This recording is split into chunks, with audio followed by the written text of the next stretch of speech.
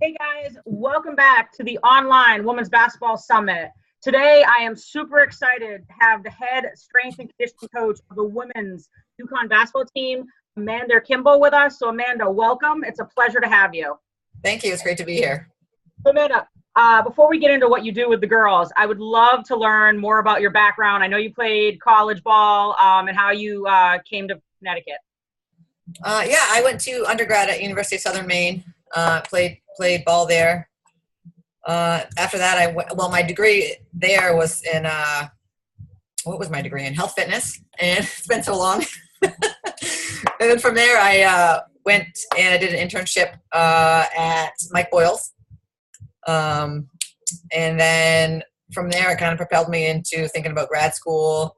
And I was a grad assistant at Springfield College, where I worked with the women's team there. I worked with men's sprinters and jumpers, a few teams there. As a grad assistant, you tend to take on a lot more teams.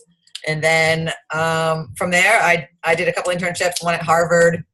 I did another one at Florida State. And I was on the verge of going to stay there because that was my last internship. And a couple jobs opened up in New England because I'm from Maine originally. So I knew I wanted to get back. And then the UConn job opened up, and I've been here ever since. You've been at UConn since 2004. I believe so. So did you start with the women's basketball team when you first got to UConn? Nope. This is my 11th year with the girls. So my first couple of years, I didn't have them. Okay. And as things, happened here, I just ended up working with them. I mean, it's not really a fabulous story. It just kind of was like, hey, you want to work with them? And I said, sure. And it's worked out pretty good. Well, yeah. And again, our head coach at the time, he tries to put strength coaches that, like my background was with basketball. So it seemed like it was a pretty good fit, and so far so good. Like I said, it worked out. All right. So I guess the question that probably everyone wants to know, what do you do with the women's basketball team? Right now we're kind of going to be going into preseason. So what have you been doing this summer with the girls? Well, this summer is different, and our preseason is going to be a little different because we have a foreign tour. We're taking off next Friday to go to Italy for like 11 days. We got 4 games over there. So this summer has been a little different from normal because we're starting practice like this Friday, so I have to get them ready like 5 weeks earlier, than in the past. We went on a foreign trip like 5 years ago. So some of these players remember and had been through this. So they came, they had a little time off after the Final Four. Actually, a lot of them didn't take a lot of time off. They came right back in here, because they had some motivation, to go off from. So they came right in here, and then they went home for like a couple weeks in May just to kind of recharge their batteries. They came here for all of June into the first week of July. And then there's like 5 of them that have had USA basketball, I believe. There's 4 or 5 that have been taken off to do that. And then the other ones have been training at home. And then they come back actually today to, get things rolling, because tomorrow we have a little fitness test, and then we start practicing on Saturday. So again, I typically don't do a fitness test. I just, if they're here, I'm not going to change anything by doing a fitness test. We either know you're in shape or you're not. Yeah. So, but with the pressure on us to start practicing right away, and playing 4 games right away, I decided to do something just to hold them accountable while they're home, because they're home for like 4 weeks, before they come back today. Makes sense. So you design their programs while they're away.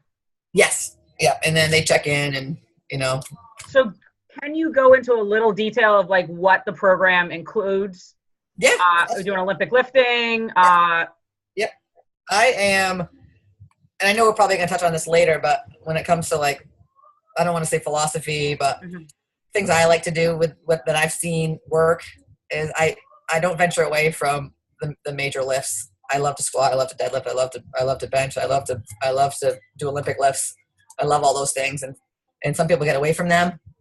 I don't do a lot of them in season because we're doing a lot of plyos and jumping all year long, but I got to get them ready for that. So I do believe in Olympic lifting. We do a lot of that. We do in the summertime because they're not playing a lot of basketball. And again, this is all dependent on how much they're playing. If they're playing a lot, then I take a lot of the explosive power stuff out of it because, it's just too much on the neuromuscular system, I think, personally. I think it just fatigues them way too much. So, at the end of the day, my goal is to just keep them strong so they don't get hurt. It sounds like you do a pretty good job because from just watching the games, it doesn't seem like there's a ton of injuries with the girls. I mean, they're pretty healthy through, knock on wood, but they seem pretty healthy. Yeah, no, I mean, and I can honestly, I mean, I work with athletic trainer Janelle, and we work really good together, and we're on the same page, and at the end of the day, I think just having a really good foundation of strength has helped us with that. I spend a lot of time getting them stronger and making sure technique's right. I hate to fast forward into, it's not specific enough for basketball. No, we have to lay this foundation because a lot of these girls coming in, they have a training age of 0. For me to have them jump right into jumping on and off boxes and, it's not smart, I don't think. Yeah. I love what you just said, that you need to build the foundation, because I think a lot of people, and why we're seeing a ton of injuries, is a lot of these girls don't have any experience with Olympic lifting or plyometric training. And then they're going into a college program or a high school program, and they're immediately putting a barbell in their hands and they're trying to jump on boxes, and we see a lot of injuries. It's crazy. So kind of leading into that, you are a massage therapist. Yes. What do you do? You said you work with Janelle, the athletic trainer. What do you guys try to do more so for like the recovery, the rest with these girls, and tying into your massage therapy background? It's been, I think I'm one of, I don't even know if there's anybody else like me out there in my position having an LMT. So it's been kind of uncharted territory. We've been trying to figure it out as we go along. But I've been doing it. I've been licensed for 8 years, and I've been working on these girls, since then. And we have a pretty good system now with like when and where and why we're doing these massages. We're not just doing them just because they feel good, because they don't. They don't. The girls don't sign up willingly for them, for the most part. Some of them do. But we try to prioritize, the kids that are susceptible to, that they maybe have a history of certain things, whether it's, whatever it may be. And then clearly we prioritize the kids that play 30, 40 minutes a game, and we're not making anybody get a massage either. We're not. It's one of those things where, if it's a medical thing, yes, we should probably go see me about that IT band that you have a problem with, or whatever it may be, or that gastroc, something that's been bothering them, but they're not hurt. Gotcha. And then are you big into like foam rolling, like dynamic warm up, stuff like that? Yeah, I mean, we warm up, we do that stuff. I mean, again, I prefer myself hands-on. Gotcha. Okay. Can't work on everybody, No, absolutely. So we do a lot of foam rolling. We have power plates that we stretch on a lot, what the girls seem to like. Okay. I'm still kind of, those don't come with an instruction manual, No. So we're still trying to figure out, what days we should do some stretching, at a higher, velocity or higher hertz than other days. If we're just coming in just for a recovery day, I'll definitely have them on the power plates. We'll have them on the vibrating foam rollers. But for the most part, we touch a little bit on that stuff every day. It's not like we just have like, one day we're going to recover, guys. Like we do our dynamic warm up, and we do our circle stretch, our circle foam roll, our circle, whatever implement they like to, every day. So it's not like it's like, one day a week. This is something that is important to us, and we want to stay healthy, and everyone's different. So that's why I give them about 5-7 minutes, before we start practice, to like, hey, I know you like the tennis ball on your glute. Let's do that. I know, and then I can kind of touch base with them all and make sure that they're getting what they need. If they need me to help them stretch, then, we can do that. But that's kind of how we do it. But when it comes to massage, we do it pretty much all season long, on the road, here. The girls are fortunate to have you. I don't think they realize, and I mean, obviously the people listening that are like physical therapists and all that like hands-on manual therapy you can't beat, even though it doesn't feel pretty at the time. I mean, it's so beneficial. Yeah, absolutely. I mean, and you know what? I took the active release, the ART courses, and those have been probably the most beneficial for us as a program, and just getting kids back and feeling better. Great. So you said this isn't a normal summer because you guys are leaving soon, but if it is a normal summer in the postseason during the summer, how many days a week are you guys lifting compared to like preseason and then in season? All right. This summer we were, because the girls didn't have much free time to just like be like 18 to 22 years old and just have fun. I talked to the coaches about going Monday, Tuesday, Wednesday, Thursday, and having a 3-day weekend while they were here. Yep. But that was with the stipulation that we had 4 good workouts. Because if we didn't, we'd come in Friday morning.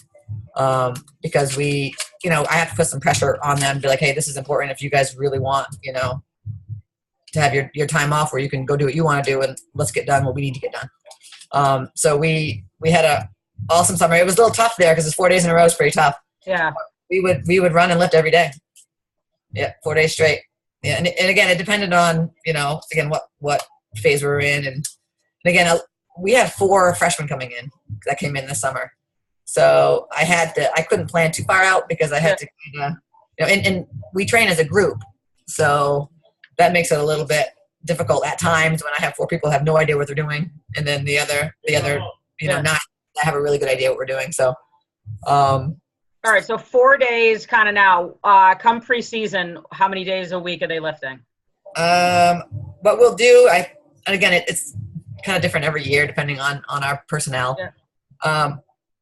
My plan in my head right now is because I won't have to worry so much about the fitness part of preseason because we're ahead of the game right now. Yep. My plan is to do Monday, Tuesday, Thursday, Friday, with Wednesday being like a spin class or get in the pool or along with yoga. So we have a yoga person come in. That's been doing this for a number of years. Wednesday be kind of like a regen type of day. I'm not going to try to have them running around a lot if I don't have to because they do play pickup. And I call that their junk mileage. They're going up and down. They're playing pickup. They have a few individuals which are really tough, but we're not the track team. I'm not going to go on the track and just run them just to run them. I need to have a reason. If we're in pretty good shape, doesn't push the envelope because we're pushing the envelope for like 7 months. I mean, the best way to get in shape, I mean, you played basketball too, is you got to get up and down the court. Yeah, exactly. And if they can do that, I mean, it's so hard to get a basketball player in shape not playing basketball. 100% agree. So again, randomly in season, how many days? I mean, rough guess, like 1 or 2. How many days are they lifting? I see them in here probably 3 days a week. Okay, 3 days a week. Okay. Yeah. When it gets, there's some weeks where we have a tough travel schedule.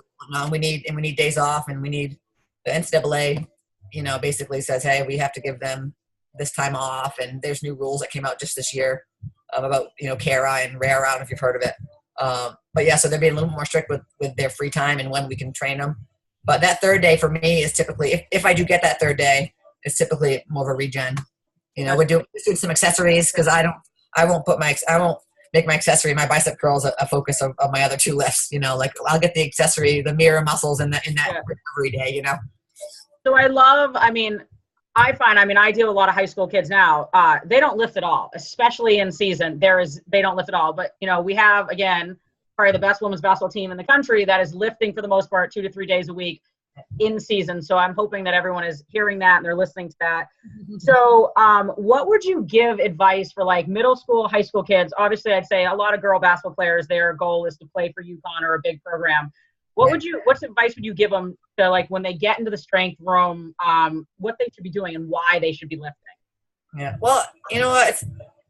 There's so much stuff out there on the internet, and on YouTube, and you know what I mean? And it's some of it's really great, and some of it's like, holy moly, I can't believe that this is actually up here. That was very politically correct how you just said that. Yes. But we have this platform now, so I'm fortunate. I'm trying to get information out there. So again, I want to your opinion. What do you think they should be doing? Your advice. I mean, you're an expert in the field. You're dealing with athletes every day that obviously we see the benefits on the court. So again, your opinion. What would you tell them to do? To be smart, if I was them, I would have them reach out to people like myself. I can certainly, and again, I may not be the swiftest person getting back to them, but if someone emails me and says, hey, I have some questions, I'll be more than happy to reach out to people that are knowledgeable. Don't just go online and say, oh, this is something that, that looks fun. I'll do this.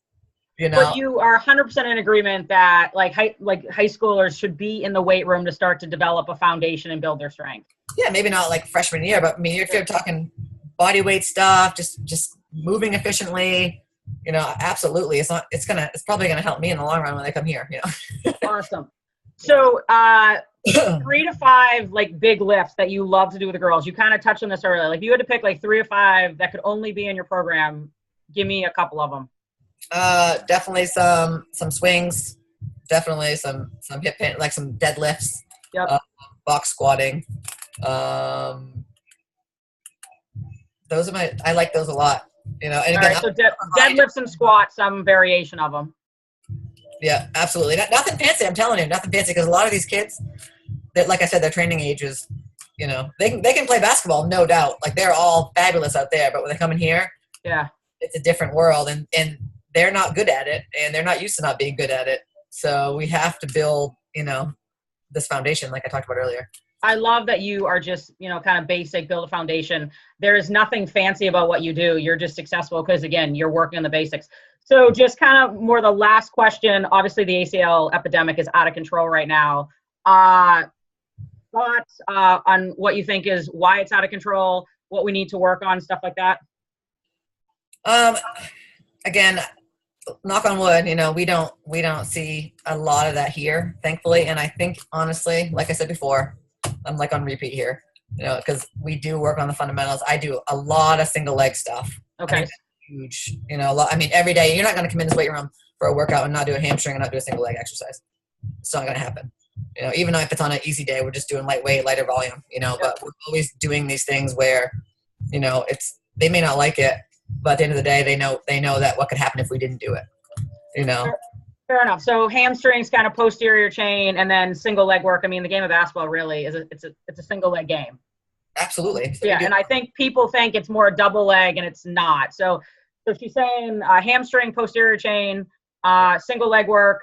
Yeah, core. A lot of these guys, what I'm noticing lately, the last few years is their posture's not great. Because we're always curled over everything. We're texting Amanda. That's why they're all texting. We're always here. So a lot of it just building the whole posterior side. Awesome. Again, it's not like a cookie cutter where everybody's got the same thing. A lot of it is, hey, listen, globally we need to work on this. Like now I'm like, hey, globally we need to work on hydration. Let's work on this.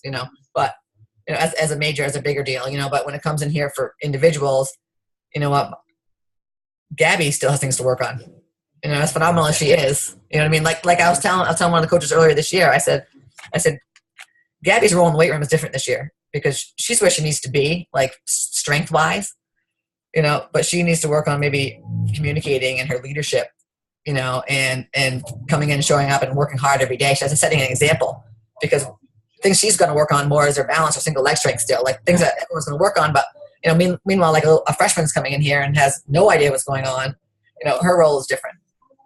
So it's more of a, by the time you're a senior here, you should have it pretty much figured out. I shouldn't have to be out here babysitting. Yeah. You know what I mean? For when a freshman comes into you guys, when are you allowed to kind of give them stuff to do and put your hands on them? Like, is it the summer, or can you give them stuff their senior year, like a strength and conditioning program? Yep. I think they have to have, there's a couple things like compliance wise they have to have done. And when those two things are done, I think they got to maybe pay their fee or something like that, something along those lines. And then typically what happens is if I don't reach out to them, they reach out to me and saying, hey, what can I do? And I'll give them, because I haven't seen them that much. I've seen them on campus. I've talked to them, but I haven't seen them play or I've seen them walk down the hallway, but I haven't really seen them. So I'm very cautious on what I send them. So I have a kind of a general incoming freshman workout that I tend to send those guys, and then I just kind of touch base with them. Gotcha. There's always obstacles because they're always, maybe, they're playing USA basketball or they're on another team, or maybe they play a spring sport. You know what I mean? Gotcha. So it's always obstacles, but we get a good idea. And then when they come in, I like to see them a couple of days before everyone else comes in, so I can kind of show them the lay of the land, and gotcha. So they're not like deer in headlights. Well, all freshmen, I'm sure, going into college are deer in headlights. We've been there. So kind of one more question and I'll let you go. So what do you see, like, from a freshman coming in where they have like zero, experience, to when there's a senior? What do you see in their game, from the weight room onto the court? What do you see that translate? Getting stronger, more explosive? What do you think, like, the biggest characteristics are from, like, transferring the weight room onto the basketball court? I feel like with the freshmen, they are always tired. Okay. Like once they get here, they're like, my legs feel like lead every day. And it's just that's the hard thing about being a freshman. And I still remember it when I was a freshman. Like, oh my God, does this ever get any easier? And when am I like actually gonna feel all right? And then because that's, and I tell them, listen, you're here to play basketball. you're here to play basketball. Anything I can do to help you play basketball, Yeah. do that. You're not here. You didn't sign up for the weight room. I know you didn't. You didn't knowingly, like, you knew you had to come in here, but not to the extent that, like, I see them more than their coaches see them. Like, they didn't sign up for that. Yeah. So, I think there's a point in time, their freshman, maybe sophomore year, where the light bulb goes off, and they're like, oh, okay, I see. This is paying off, because the whole first year is kind of a grind. It's a lot. I mean, you're looking at 3-hour intense practices along with, in the morning. We tend to lift in the morning around classes, so they work. In season, we lift more individual or small groups. I try to get them in here around class times, but in the summer and off season, we train as a team. There's no way around it. So them coming in maybe on their own, a chance for me to really get to understand them and try to figure out where they're coming from, so I can change the program up for them specifically. Because again, we're not gonna have them. We're gonna have them work out in here, but maybe their intensities are a little different, because they're just struggling out there a lot. So it's a lot of balance for me, and a lot of communication for me and them, because I want them to succeed out there as well. I don't want to be that person that's like, oh, you're gonna squat heavy today, even though you can barely make it up and down the court. It's everyone's at a different level, and again, it comes down to just taking the time and listening to them. In our profession, we're coaching and we're telling them what to do all the time. Yeah. And we end up being some of those people that I find myself having to be a better listener, because I want to just fix it. Yeah. So I'm listening to them, but I'm formulating what I'm going to say. Yeah. In the 20 minutes I've spoke with you, and you and I have never met. I mean, obviously I follow women's basketball. It's easy to see why you're successful in the weight room. You listen. You're not trying to kill these kids. You're trying to get them better. You work on the foundation first, and then you do, as you said, the big lifts. So we're squatting, we're deadlifting, we're benching. We're not, again, doing, the bicep curls that have nothing really to do with translating onto the basketball court, except you might have better arms on TV. Right. So thank you so much for chatting with me the last 20 minutes. Is there anything else you want to just add to what we talked about, what you think is important for the listeners to hear about strength and conditioning? I mean, no, I don't think I have anything. I'm sorry. No, it's totally fine. So if someone does want to reach out to you or follow what you're doing, where can they find you? Yeah, you can email me, amanda.kimball@uconn.edu. And then we can correspond that way. And then, most of the time I have a lot of people email me questions, and I'm like, can we just talk? It's just easier. So that's what we do. I actually just responded to people before I called you, saying, hey, let's just call, let's just talk. Yeah. I love that you respond to people, because again, you obviously have a pretty big strength and conditioning job, and you're just a very easygoing. You want to share your knowledge with everyone. So I love that. Again, it's been a pleasure chatting with you, and I look forward to kind of connecting again. No problem. Anytime.